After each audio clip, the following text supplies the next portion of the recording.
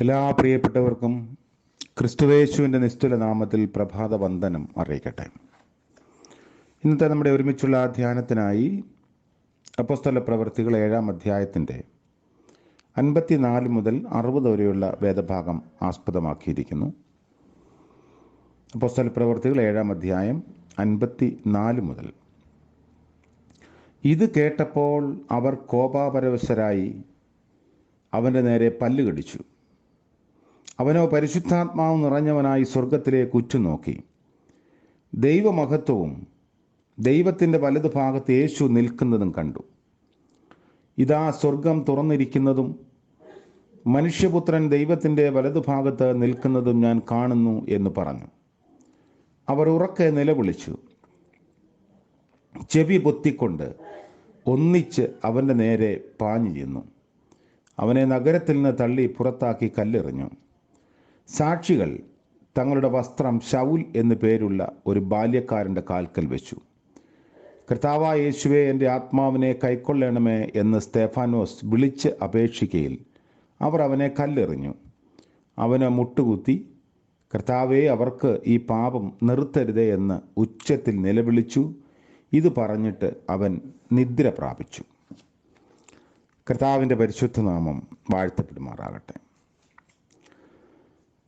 അപ്പോസ്തല പ്രവൃത്തികളുടെ പുസ്തകം ആദിമസഭയുടെ വളർച്ചയുടെ ചരിത്രത്തിൻ്റെ പുസ്തകമാണ്. വളർച്ച എന്ന് പറയുമ്പോൾ സുഗമമായി വളർന്നു വന്നു എന്നതല്ല. പീഡനങ്ങളും ആക്രോശങ്ങളും പരിഹാസങ്ങളും വിചാരണകളും കൊലപാതകങ്ങളും ഒക്കെ ഇതിലരങ്ങേറിയിരിക്കുന്നു. അങ്ങനെ സമ്മിശ്രമായ അനുഭവങ്ങൾ, തിക്തമായ അനുഭവങ്ങൾ, ഇതെല്ലാം കൂടി ചാലിച്ചാണ് ആദിമ സഭ വളരുന്നത്. അനന്യാസ് സഫീറ സംഭവത്തെ തുടർന്ന് അപ്പോസ്തലന്മാരുടെ കയ്യാൽ ജനത്തിൻ്റെ ഇടയിൽ പല അത്ഭുതങ്ങളും അടയാളങ്ങളും നടന്നു. മേൽക്കുമേൽ സഭ വളർന്നു. യഹൂദ നേതാക്കന്മാർ അസൂയ നിറഞ്ഞ് അപ്പോസ്തലന്മാരെ തടവിലാക്കി എന്ന് നമ്മൾ വായിക്കുന്നു. രാത്രിയിൽ കർത്താവിൻ്റെ ദൂതൻ കാരാഗൃഹ വാതിൽ തുറന്ന് അവരെ പുറത്തു കൊണ്ടുവന്നു. വീണ്ടും ബന്ധിച്ചു. ന്യായാധിപ സംഘത്തിന് മുൻപിൽ വിസ്തരിച്ചു. എന്നാൽ ഗമാലിയേലിൻ്റെ അവസരോചിത ഇടപെടലിൻ്റെ ഫലമായി തർജ്ജനം ചെയ്ത് അവരെ വിടുകയും ചെയ്തു. ദേവാലയത്തിലും വീട് തോറും യേശുവിനെ ക്രിസ്തു എന്ന് അവർ സാക്ഷിച്ചു പോന്നു. അപ്പോൾ പല വേഷത്തിലും പല ഭാവത്തിലും സാത്താൻ സഭയ്ക്കെതിരായി പ്രവർത്തിച്ചുകൊണ്ടിരുന്നു. ശക്തി പ്രയോഗിച്ച് സഭയെ നശിപ്പിക്കാൻ യഹൂദന്മാരെ അവൻ ഉപയോഗിച്ചു. അനന്യാസ് സഫീറ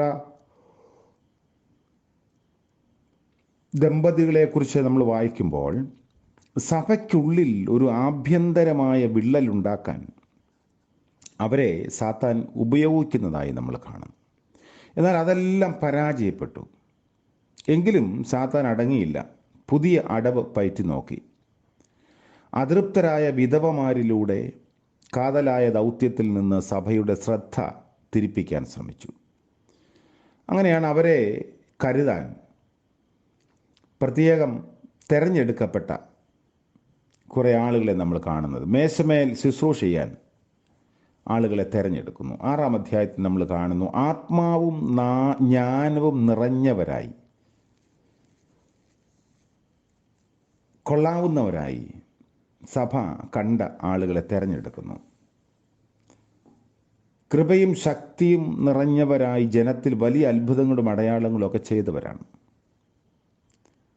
ഇതെല്ലാം യേശുക്രിസ്തുവിൻ്റെ സ്വഭാവമാണ് അവരിൽ വിളങ്ങിയത് എന്ന് നമ്മൾ മനസ്സിലാക്കണം.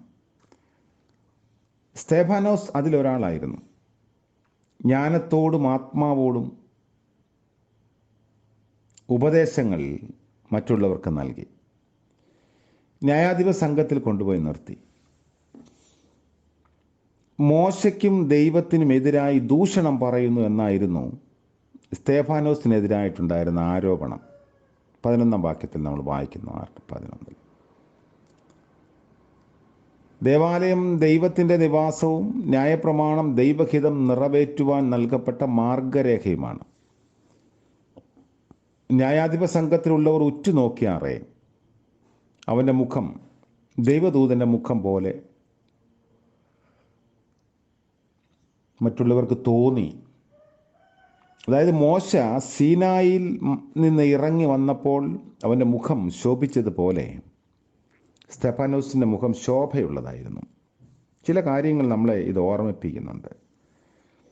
ഉപദ്രവം, മരണത്തെ മുഖാമുഖം കാണുന്ന രംഗം, ഒറ്റപ്പെടുത്തലുകൾ, ആക്രോശങ്ങൾ, ഇതിൻ്റെയൊക്കെ മധ്യത്തിൽ എങ്ങനെയാണ് ഒരാളിൻ്റെ മുഖം ശോഭിക്കുന്നത്? വളരെ ചുരുങ്ങിയ ആളുകൾ, അതായത്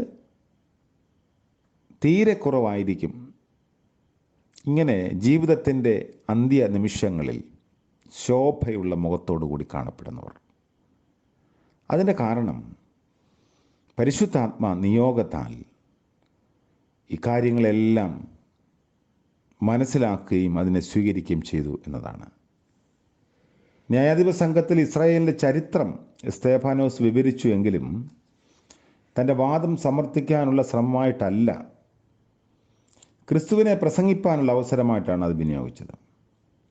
പിതാക്കന്മാരെ പോലെ നിങ്ങളും പരിശുദ്ധാത്മാവിനോട് മറുത്ത് നിൽക്കുന്നവരും ശാഠ്യക്കാരും ഹൃദയത്തിനും ചെവിക്കും പരിച്ഛേദന ഇല്ലാത്തവരും എന്ന് പറഞ്ഞ് അവരെ ചൊടിപ്പിക്കാനും ശ്രമിച്ചു. അല്ലെങ്കിൽ അങ്ങനെ പറഞ്ഞത് അവർക്കൊരു അവരെ പ്രൊവോക്ക് ചെയ്യുന്നത് പോലെ തോന്നി. അങ്ങനെ അവർ കോപം കൊണ്ട് അവൻ്റെ നേരെ പല്ല് കടിച്ചു, നഗരത്തിന് പുറത്താക്കി കല്ലെറിഞ്ഞു കൊന്നു എന്നതാണ് സ്തെഫാനോസിൻ്റെ ചരിത്രം.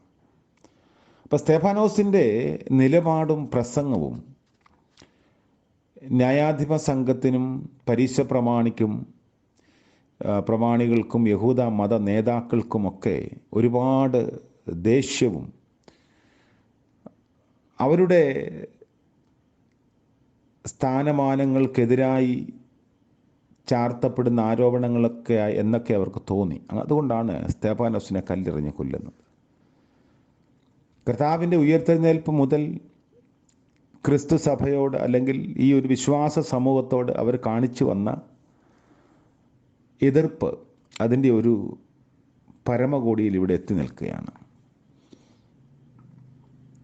സ്തെഫാനോസിൻ്റെ നിര്യാണത്തെക്കുറിച്ചാണ് നമ്മൾ വായിച്ചത്. ജനം ആക്രോശിച്ചു. അവൻ്റെ നേരെ പല്ല് കടിച്ചപ്പോൾ അതൊന്നുമല്ല സ്തെഫാനോസ് ശ്രദ്ധിച്ചത്. സ്വർഗം തുറന്നിരിക്കുന്നതും മനുഷ്യപുത്രൻ ദൈവത്തിൻ്റെ വലതുഭാഗത്ത് നിൽക്കുന്നതുമാണ് അവൻ്റെ കാഴ്ച. തുറന്ന സ്വർഗവും പിതാവിൻ്റെ വലതുഭാഗത്ത് നിൽക്കുന്ന യേശുവും. ഒരു ഭക്തൻ്റെ മരണത്തെക്കുറിച്ച് എത്ര പ്രത്യാശ നിറഞ്ഞ ദർശനമാണിത്. പലതും പുലമ്പി ശപിച്ച് ജീവൻ അവസാനിപ്പിക്കുന്നവരുണ്ട്. സ്തെഫാനോസിൻ്റെ അനുഭവം വ്യത്യസ്തമായിരുന്നു. പിതാവായ ദൈവത്തിൻ്റെ വലതുഭാഗത്ത് മനുഷ്യപുത്രൻ നിൽക്കുന്നു. കല്ലേറ് ഏറ്റ് രക്തം ചിന്തി എടുക്കപ്പെടുന്ന പ്രഥമ രക്തസാക്ഷിയെ സ്വീകരിച്ച് ഇരുത്തുവാൻ മനുഷ്യപുത്രൻ ഇരിപ്പിടം ഒഴിച്ചിട്ടിരിക്കുന്നു എന്ന് വേണമെങ്കിൽ നമുക്കിതിനെക്കുറിച്ച് വ്യാഖ്യാനിക്കാം. വീട്ടിൽ വരുന്ന വിശിഷ്ടാതിഥിയെ സ്വീകരിക്കുന്നത് പോലെ മനുഷ്യരുടെ മുൻപിൽ തന്നെ ഏറ്റുപറഞ്ഞവനെ ദൈവത്തിൻ്റെ മുൻപിൽ ക്രിസ്തുവും ഏറ്റുപറയുന്ന അവസരമായും ഇതിനെ കാണാം. ന്യായാധിപ സംഘത്തിൽ യേശുവിനെ ആദരിച്ച് ഉയർത്തിയ സ്തെഫാനോസിനെ ഇതാ ദൈവം മുൻപാകെ യേശുവും ഉയർത്തി ആദരിക്കുന്ന നിമിഷം. മനുഷ്യരുടെ ജീവിത അന്ത്യങ്ങൾ പല വിധത്തിലാണ്. പെട്ടെന്ന് വിട്ടുപോകാൻ ആർക്കും മനസ്സില്ല. എന്നാൽ ക്രിസ്തുവിൽ ജീവിക്കുകയും ക്രിസ്തുവിന് വേണ്ടി നിലപാടുകൾ എടുക്കുകയും ചെയ്യുന്ന ആളുകൾ അവരുടെ ജീവിതത്തിൻ്റെ പര്യവസാനം അല്ലെങ്കിൽ അതിൻ്റെ ഒരു ക്ലൈമാക്സിനെ വളരെ പോസിറ്റീവായി എടുക്കാറുണ്ട്. അങ്ങനെ ധാരാളം ആളുകളെക്കുറിച്ച് നമ്മൾ വായിച്ചിട്ടുണ്ടല്ലോ. സ്തെഫാനോസ് അങ്ങനെ ഒരു വലിയ മാതൃകയാണ് നമുക്ക് കാണിച്ചു തരുന്നത്. ആക്രോശവും ശാപവാക്കുകളും വേദനയുടെ പ്രകടനങ്ങളൊന്നും അവിടെ കാണുന്നില്ല. സ്തെഫാനോസിൻ്റെ മരണത്തെക്കുറിച്ച് മറ്റു ചില വിശേഷണങ്ങൾ കൂടിയുണ്ട്.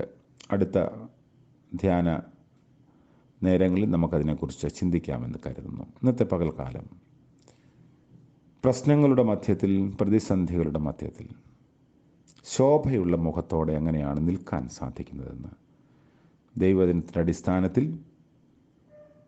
നമുക്ക് ചിന്തിക്കാൻ കഴിഞ്ഞത് പ്രായോഗികമാകട്ടെ എന്ന് പ്രാർത്ഥിക്കുന്നു. നമുക്ക് പ്രാർത്ഥിക്കാം. കാരുണ്യവാനായ വാഴ്ത്തപ്പെട്ട ദൈവമേ, മനോഹരമായ മറ്റൊരു പ്രഭാതം കൂടെ ദാനമായി നൽകിയല്ലോ.